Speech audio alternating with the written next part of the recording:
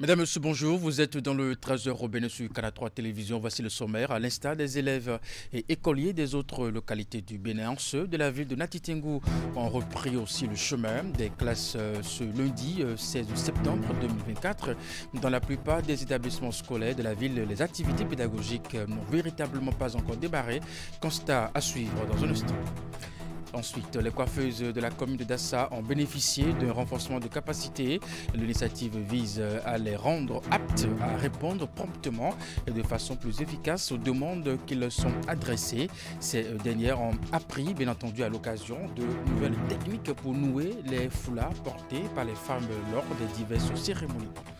Et puis enfin, Pomassé, un comité de jeunes de cette commune de l'Atlantique ont organisé les premières assises de Pomassé pour défendre l'avenir de la jeunesse de cette commune. Une initiative largement saluée par les autorités locales et béninoises qui ont apporté leur soutien aux jeunes. Voilà pour vous le sommaire de cette édition. À nouveau, bonjour et bienvenue. Si vous nous rejoignez, direction Dassa Zoumé, renforcement des compétences des femmes artisanes, notamment les coiffeuses de la commune de Dassa. L'initiative vise à les rendre aptes à répondre promptement et de façon plus efficace aux demandes qui leur sont adressées. Ces dernières ont appris justement à l'occasion de nouvelles techniques pour nouer les foulards portés par les femmes lors des cérémonies. Voici les images.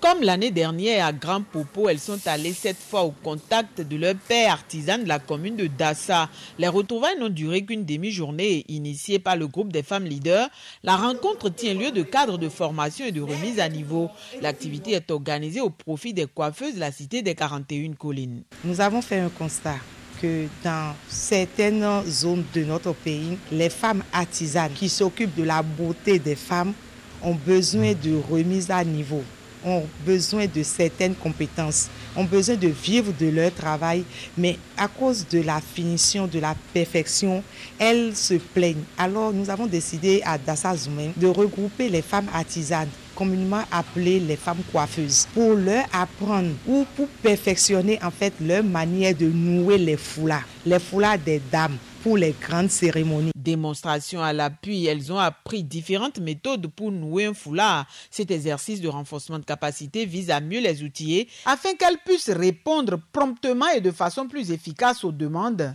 L'objectif visé par les organisatrices est de les rendre plus autonomes d'une part et par la même occasion accompagner les actions de même que les efforts de l'exécutif en matière d'autonomisation des femmes. Qu'elles perfectionnent ce qu'elles font et qu'elles en vivent en fait dans leur communauté, dans leur zone. Et vous avez vu qu'elles ont apprécié. Particulièrement ici à Dassa, je viens souvent. Quand tu ne le fais pas de Cotonou ou de Porto-Novo, c'est difficile de le faire ici sur place. Alors qu'il y a des femmes artisanes qui peuvent le faire et qui doivent en réalité être aidées pour qu'elles vivent de cela. Et donc nous sommes venus juste accompagner ces femmes dans la communauté. Notre politique à nous, notre objectif à nous, notre combat, c'est que la femme, quel que soit son domaine d'activité, qu'elle soit compétente. De Dassa, Christelle Rundongo Alioza et ses alliés ont fait un tour au palais du roi de Savalou. Les visiteuses sont allées faire allégeance, puis présenter leur civilité à Dada Ganfon Gagnon Tofa Gbagidi 15.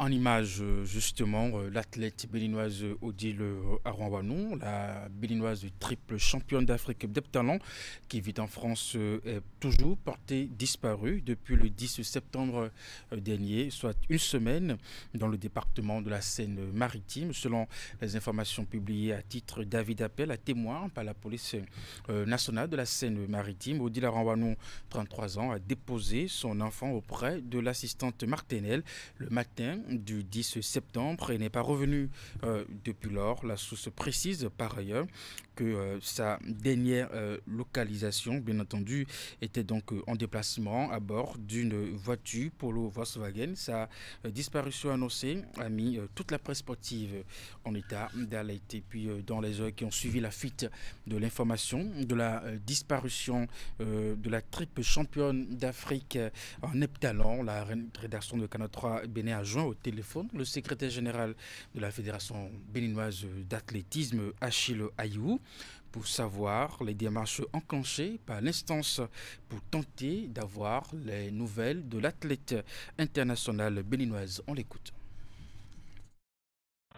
Il va de soi parce que si on apprend comme tout le monde d'ailleurs, sur la toile qu'une athlète a disparu. Et avant d'être une athlète, c'est une compatriote, donc il va de soi que quand je cherche à savoir davantage, de nous unir dans la démarche pour qu'on la retrouve. Tout naturellement, le premier contact, c'est avec son entraîneur par l'intermédiaire du président de la fédération, qui a cherché à en savoir davantage, puisque l'information déjà fusée dans la presse française, avec une recherche annoncée par la police. Donc l'entraîneur a confirmé l'information et a indiqué avoir alerté la police et que les recherches sont en cours. Et donc voilà un peu le niveau d'information que nous avons tous et nous en tenons à ça pour l'instant. Et il va de soi que les autorités de notre pays doivent être informées de ce qui est fait déjà et avec l'espoir que pour un nouveau croyant, tout le monde va se unir en prière pour la retrouver et que les démarches nécessaires aussi doivent être menées dans le cadre traditionnel de la recherche d'un disparu. Aujourd'hui, une athlète qui est à haut niveau, elle a participé à la Jeux olympiques, elle est une championne d'Afrique détachement. Donc c'est une personnalité d'abord du monde public et du monde sportif. Et il va de soi et que ça alerte tout le monde. Je ne peux pas dire si c'est la première, mais il va de soi qu'il est important de la retrouver et que où qu'elle se trouve, si on peut lui porter l'information de notre amour, de notre affection, de notre soutien, de notre proximité, et que si c'était de la déprime parce que pour il a fait de son niveau, si elle ne veut pas au JO, ça va avoir des conséquences. Nous voulons lui manifester tout notre amour, il faut dire que ce n'est que des moments passagers de la vie et qu'elle est suffisamment forte pour rebondir, elle est suffisamment résiliente. Donc c'est aujourd'hui tout le soutien qu'on peut lui apporter avec l'espoir qu'elle peut écouter là où on est et on croise des doigts, on ne pense pas au pire. On parle d'éducation à présent à l'instar des élèves et écoliers des autres localités du Bénin. Ceux de la ville de Natitingou ont repris le chemin des classes ce lundi 16 septembre 2024. Dans la plupart des établissements scolaires de la ville, les activités pédagogiques n'ont véritablement pas encore démarré au premier jour de la rentrée, selon le constat fait par Alassane Aroudan. Khadija Alassane, 11 ans, fraîchement détentrice d'un certificat d'études primaires CEPE, est classée au CG1 de Natitingou, où elle doit poursuivre ses études secondaires en 6e. Très décontractée en ce premier jour des classes, elle a hâte de découvrir sa salle de classe pour commencer les cours. J'ai eu mon CEPE l'année passée. J'étais hâte de venir au collège et je suis pressée de voir ma classe. Tout comme Khadija, ils sont nombreux, ces nouveaux collégiens, qui vont découvrir pour la toute première fois les réalités du collège. C'est la première fois que je suis venue au collège et je suis contente de se retrouver au collège. Ce matin, je suis très contente de venir au collège. Quand j'ai reçu mon CP, j'étais très pressée de venir voir ma classe et de commencer les cours. Au niveau de leurs aînés du second cycle, c'est une ambiance des grandes retrouvailles après 2 mois de vacances. Je suis en classe de première AB et comme vous le constatez, la rentrée vient de commencer avec une belle journée au soleil, tous les retrouvailles, tout ça, donc on est heureux. J'ai un sentiment de joie. Je suis content de revoir mes amis. Dans la foulée, quelques parents d'élèves venus négocier l'inscription de leur progéniture. Ce matin, je suis au CG1 de Natitingou pour finaliser le transfert de ma fille. Elle a fait le CG Academia de Parakou. Elle a eu le BPC. Donc, nous sommes actuellement à Natitingou. Elle doit me suivre et faire la seconde ici. Le premier jour de la rentrée, j'ai amené ma fille. Elle était à Pouya. J'ai voulu qu'elle se rapproche de moi. Donc, je l'ai amenée pour qu'elle commence la rentrée. Au niveau de l'administration du CG1 de Natitingou, les autorités à divers niveaux sont à pied d'œuvre pour que les cours puissent effectivement démarrer dans l'après-midi au plus tard. Ce matin, les professeurs sont déjà en train d'aller dans les salles pour donner les emplois du temps aux enfants. Les enfants sont en train de ranger aussi tout ce qui est table-banc et autres. Et on continue également par recevoir les transferts arrivés et certains aussi transferts départ. Et voilà globalement ce qui se passe dans le collège. Si les cours peinent à démarrer dans les collèges publics de la place, au niveau de certains établissements privés, c'est déjà l'ambiance des classes avec les premières prises de contact. Le premier jour de rentrée, retrouver ses amis, c'est un bonheur. Après des longues vacances, on se voit, on est heureux. Comme les cours viennent de commencer, nous sommes tous heureux et la présentation des professeurs ainsi que de nos noms facilite les choses un peu. À une échelle un peu plus basse, à l'école urbaine centre de la ville, l'heure est encore au nettoyage chez certains apprenants pendant que d'autres continuent de jouer. L'administration, quant à elle, déplore l'attitude de certains parents qui ont choisi ce premier jour de rentrée pour inscrire leur progéniture. Tout se passe très bien et les élèves sont arrivés, ils sont en train d'arriver et les parents aussi. Seulement que la difficulté que nous avons, c'est que les parents n'ont pas effectué la pré-rentrée comme cela se doit. Vous avez constaté avec moi que les parents sont là, ils veulent inscrire les enfants, ils ont toutes sortes d'activités. Donc ça nous bloque pour le démarrage. Dans la plupart des établissements publics de la place, les cours n'ont véritablement pas encore démarré au premier jour de la rentrée. Quant aux établissements privés, c'est déjà les premières situations de classe. Et puis si la plupart des apprenants ont eu le nécessaire pour démarrer les cours, les enfants orphelins, eux, n'ont pas eu cette chance. Canal 3 Bénin s'est intéressé à ces enfants des orphelinats, maison de Nazareth des petites sœurs pèlerines de l'Immaculée Conception de Zogbo à Cotonou et la cité des anges de Révier. Ingrid Idé et Mofi de Sagboran font ici le point de leur tournée dans ces différents centres. Joli sac à dos, nouvelles tenues kaki, chaussures neuves et des fournitures scolaires. C'est la scène à laquelle on assiste souvent à chaque rentrée scolaire. Tous les apprenants n'ont tout de même pas cette chance. C'est le cas des enfants de l'orphelinat Maison de Nazareth des petites sœurs pèlerines de l'Immaculée Conception de Zogbohoué à Cotonou. Nous les avons rencontrés au complexe scolaire public de Zogbohoué. Je suis contente de faire rentrer aujourd'hui. Je n'ai pas encore tout ce qu'il faut. J'ai besoin de cahiers, bic et je veux être ministre, soit présidente. Moi, je veux devenir sage-femme. Mon rêve, c'est d'être militaire. Le constat reste le même dans ce centre qui abrite également des orphelins depuis une vingtaine d'années. Une quarantaine à ce jour. Oui, les orphelins ont démarré au même titre que les autres. Mais les orphelins ont quelques problèmes. J'ai besoin des livres d'activités, dictionnaires, aides de conjugaison, habits, tout, chaussures, sacs. Il y a au moins 14 filles et le reste, c'est les garçons. Le plus jeune a 3 ans et demi, le plus âgé a 14 ans.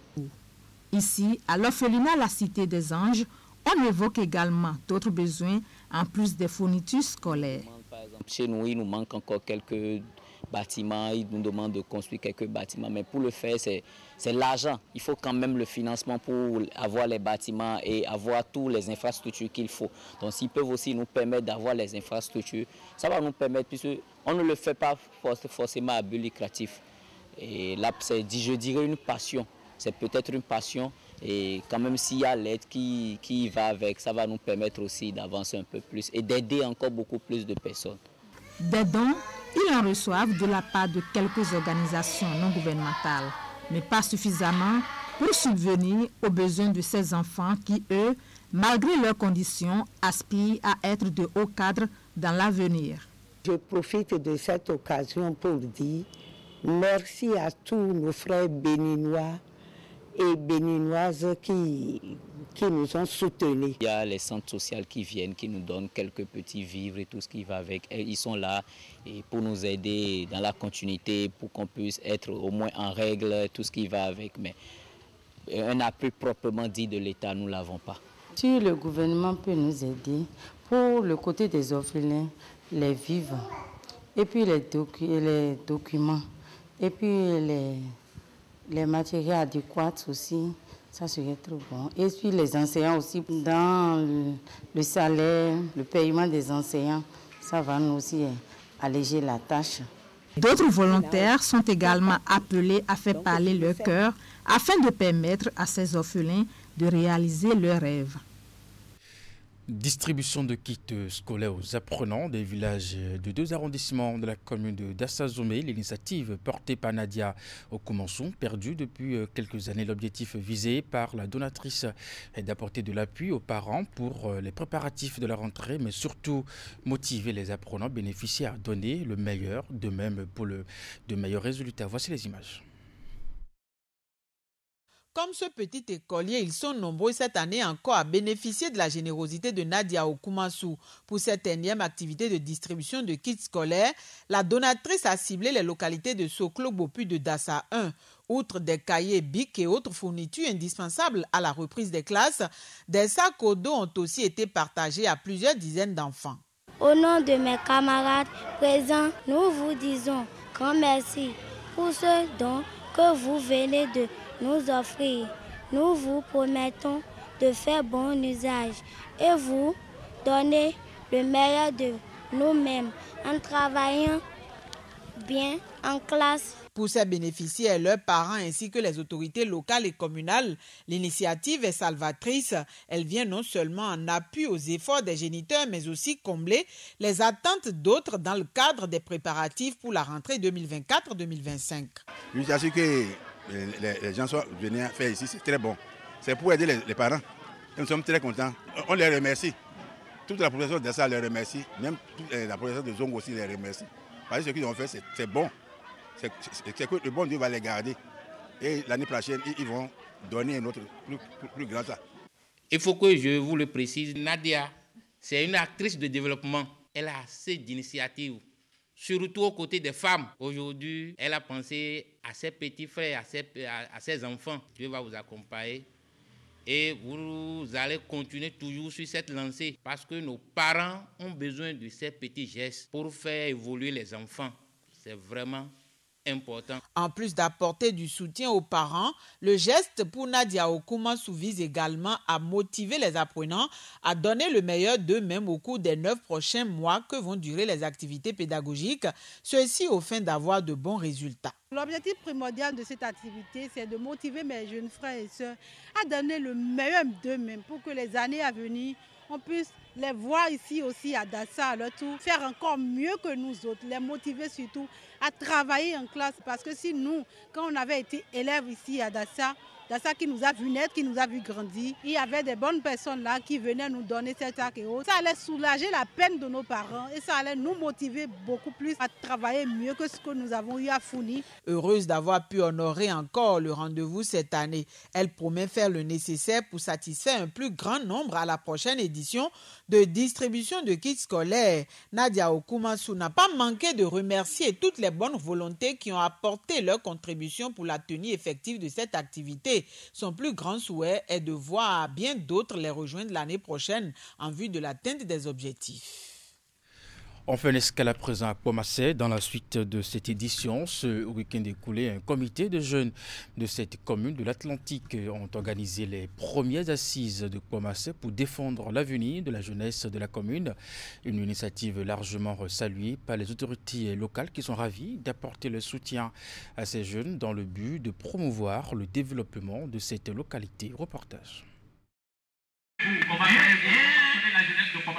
Mobiliser les filles et fils de Pomassé autour de son rayonnement et de son développement, c'est l'objectif de cette rencontre dénommée les Assises de Pomassé. L'initiative est portée par la jeunesse de cette commune de l'Atlantique. Les échanges visent essentiellement à poser les réels problèmes qui entravent l'épanouissement de cette couche, en l'occurrence leur employabilité.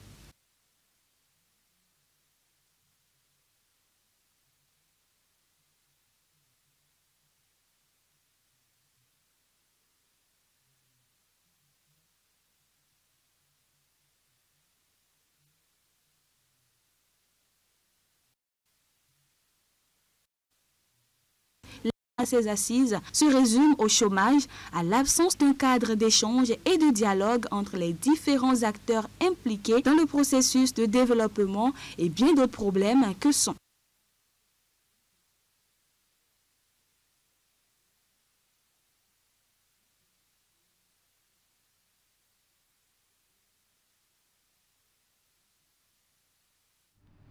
quelques petites difficultés sonores avec ce reportage que vous allez retrouver dans nos prochaines éditions. À l'image du coton, la filière ANACAD va très bientôt disposer d'une interprofession digne du nom, alors que le gouvernement a enclenché le processus de concrétisation de cette noble ambition à travers une communication présentée en Conseil des ministres le 19 juin dernier.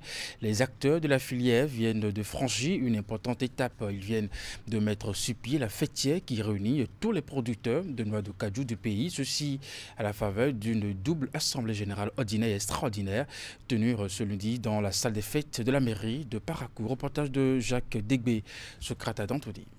Cette double assemblée générale a connu la présence de 133 délégués venus de toutes les communes productrices d'Anacad au Bénin. Une étape importante du processus de mise en place de l'interprofession avec des décisions majeures. Donc nous avons opté pour la fusion-absorption.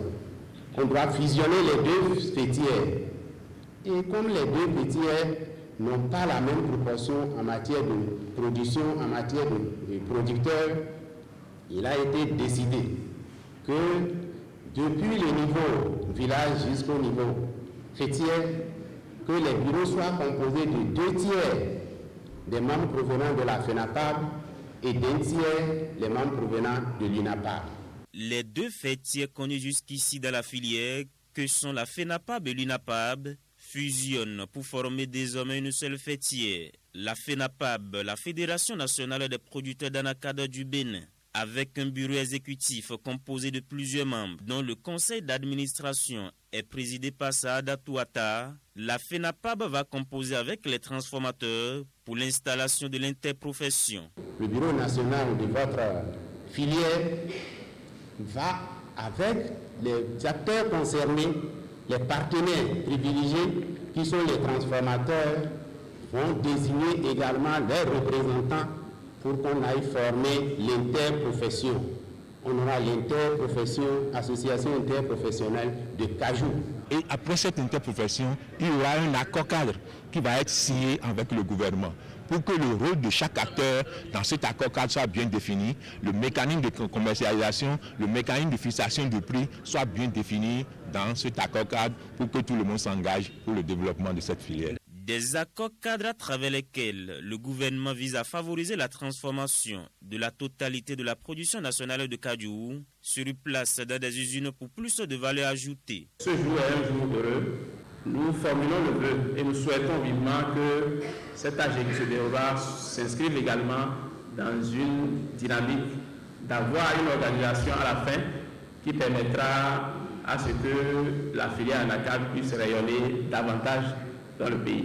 La réussite de cette assemblée permettrait d'avoir une vue claire sur le processus. Une fois l'interprofession mise sur pied, ses membres seront chargés de prendre des décisions importantes concernant la filière, notamment au sujet de l'épineuse question des prix. La même réforme est prévue pour être menée dans la filière soja, toujours pour les mêmes objectifs. Le gouvernement ne fixera plus le prix de cajou ou le prix de soja. Et puis deuxième édition du Festival de la jeunesse et de la musique FEGEM. Les rideaux sont tombés après 5 jours de manifestations. L'événement s'est déroulé simultanément dans la capitale économique du Bénin, mais aussi dans la ville Carrefour, puis à Parakou, dans les villes d'accueil. En plus du marathon et autres activités, il y a aussi un concert. La grande fête musicale a été animée par des artistes locaux, mais aussi nationaux. Voici les images. Une grande animation assurée tant par des artistes locaux que nationaux. Le show a duré jusqu'à l'aube. Il est organisé dans le cadre de la phase décentralisée à Boycon du Festival de la jeunesse et de la musique FEGEM.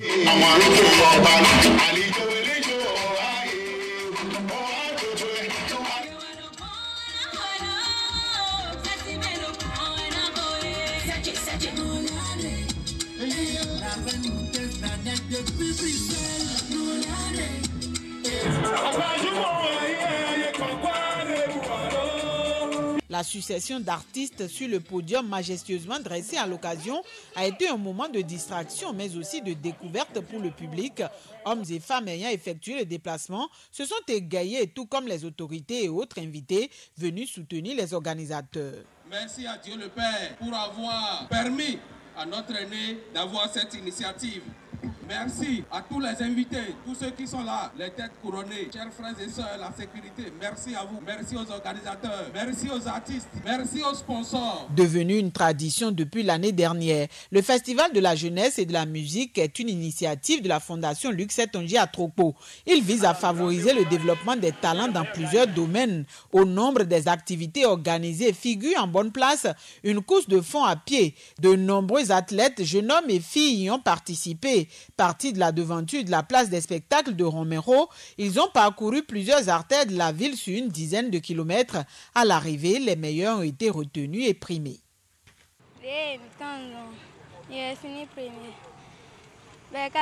C'est une belle initiative et ils n'ont qu'à essayer d'améliorer ça dans le temps et puis ça sera une compétition incontournable dans la sous-région. Édition 2024 du FEGEM, les manifestations ont été étalées sur 5 jours. Elles se sont déroulées simultanément dans 3 villes, dont Cotonou, Parakou puis Boïkon. Plusieurs partenaires et sponsors ont soutenu l'événement. Et pour finir cette édition, du 12 au 15 septembre, a eu lieu à Semepodji les retrouvailles des communautés Hula et Huilar. C'est la 6e édition de cette fête identité qui a été placée sous le signe de l'unité, la fraternité. Reportage. C'est le point d'orgue de cette édition des retrouvailles de la section de Novicha Hulenou. Ce rendez-vous entre Hula et Huila de Semepodji environ s'organise tous les 5 ans et a pour vocation de cultiver l'esprit de fraternité entre les héritiers de cette ère culturelle. Chère population de Semepodji et d'Aglangandan, sans vous, cette fête ne serait pas si belle. Sachez que votre adhésion massive et votre mobilisation populaire sont bien appréciées et hautement saluées par tous. Les retrouvailles fraternelles du genre s'organisent ici par période de 5 ans, dans le cadre de la réédition de Novicha. Ce fut le cas le 30 juin 2019, au titre de la 98e édition de Novicha, célébrée d'abord à Grand Popo le 9 juin 2019.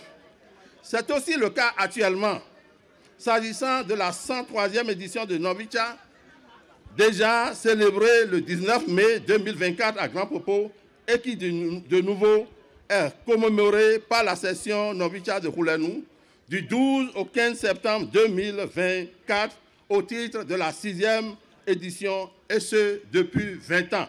L'esprit Novicha est entretenu de génération en génération depuis plus d'un siècle dans la communauté Hula et Huila. Cette année, un accent particulier est mis sur la nécessité de préparer la relève qui va perpétuer l'esprit Novicha. Il faudrait que ceux qui sont derrière nous se sentent Novicha et mettent tout en œuvre pour attirer leurs frères de tous bords qui sont Hula, Huila et assimilés, quel que soit l'endroit où ils vivent. Celui qui est Hula, digne fils de sa coutume, doit assister à la fête Novicha pour préparer le lendemain de ses enfants. Sinon, les enfants vont se perdre. Le message, c'est un message de fraternité, de solidarité et d'union. Nous avons été ensemble à Grand Popo pour la réédition. On a voulu venir ici fêter avec nos frères qui parlent le Rungbe, la langue du couvent, parce que c'est la migration qui les a amenés de Grand Popo en passant par la plage jusqu'ici. Voilà, c'est nos frères. Après 4 jours de célébration, ponctués de manifestations artistiques, culturelles, culinaires et religieuses, l'édition 2024 de Novicha Hulenou s'est achevée sur des notes de satisfaction générale. Et rendez-vous est pris dans 5 ans pour une autre édition. Mesdames et messieurs, c'est la fin de cette édition. Merci de l'avoir suivi à 16h. Votre bulletin d'information 19h30, la grande édition de la soirée. Portez-vous bien et à très bientôt.